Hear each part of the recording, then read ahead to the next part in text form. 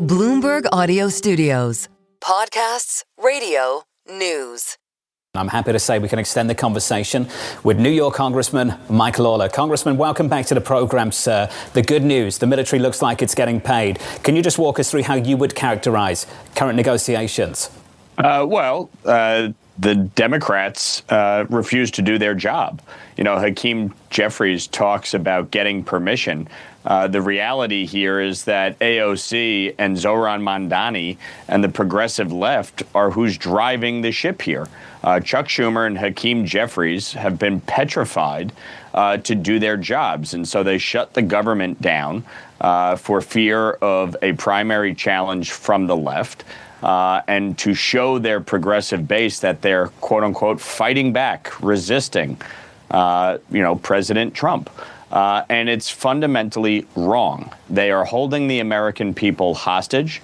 House Republicans passed a clean continuing resolution over 3 weeks ago to keep the government funded, to pay for all of these critical programs, to ensure that our troops are paid, to ensure that Border Patrol agents are paid.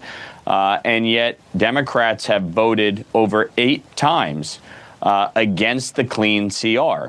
And we'll see what Chuck Schumer and Senate Democrats do today, but it doesn't look good.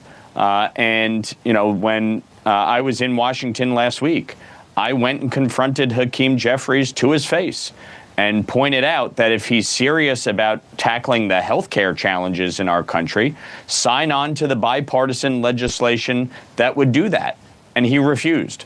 So this really is not about health care. It's not about a specific policy outcome. This is about Democrats showing their progressive base that they're fighting back against President Trump. Meanwhile, look at the juxtaposition. President Trump, on a 24-hour trip to the Middle East, secured peace, and Democrats are playing patty cake here in Washington, D.C., shutting the government down and holding the American people hostage. Well, we're 2 weeks in. There needs to be some off-ramp at some point. Would you support structural changes to the Affordable Care Act, premium subsidies, in exchange for an extension to get the government back up and working? Well, to be clear, the off-ramp is the clean CR that's been sitting in the Senate for over 3 weeks. With respect to the Affordable Care Act, number one, since Obamacare took effect in 2010, you've seen premiums skyrocket across the country. And Democrats put in place these enhanced tax credits during COVID. They were slated to expire at the end of this year. Democrats knew that. They passed it into law. And they knew that they couldn't extend it beyond that period because of the cost associated with it. I have signed on to legislation to extend it by a year because we don't want Americans' health care premiums to spike. But it speaks to the fundamental problem with Obamacare, which is that it didn't actually do what it was intended to do, which is reduce health care costs in America. And in fact, it has exploded since its inception. So, look, I am open to obviously solving the issue, both short term and long term. We have to address the cost of health care in this country.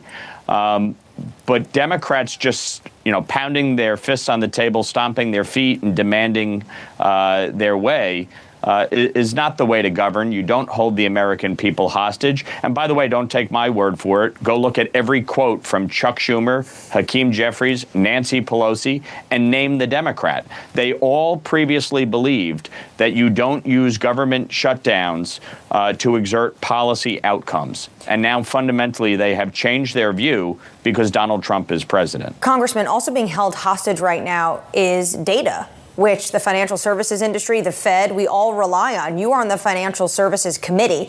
Do you think the White House should deem the BLS data, like the jobs report we're still waiting on, essential? Look, obviously that information is critically important for the Fed and others to do the work that is required. But this is the fundamental challenge. They're trying to figure out how to pay for instance, our troops. which is vital. They're trying to figure out how to pay for critical programs like WIC and SNAP. And so these are the very difficult decisions that any administration is put in because of the incalcitrance of my Democratic colleagues here. Look, I've been opposed to government shutdowns regardless of who has tried to do it.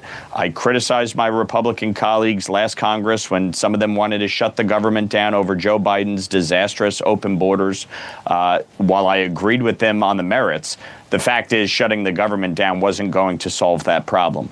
And the same applies here. What the Democrats are doing is creating more problems. The Fed, to your point, needs to be able to do its job. They need to cut rates. They need the information with respect to jobs, for instance. That is critically important. So, yes, we want them to be able to get that information.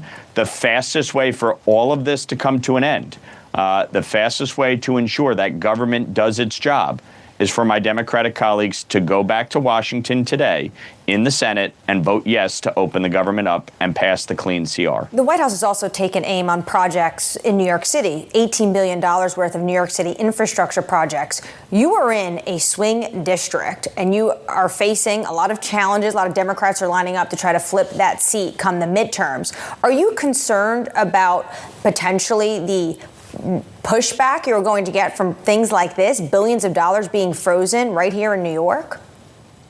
Well, look, I've already spoken out against the freeze on that project and have been in touch with the administration to get that project back up and running.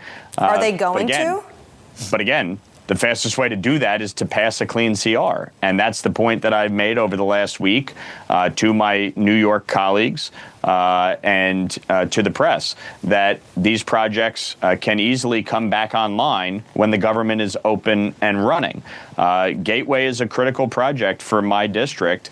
We don't have a one-seat ride from Rockland County, where I live.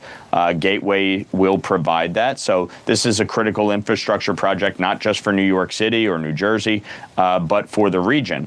But you know, this is something that I have fully supported in terms of getting the funding for that project, and will continue to fight to do it.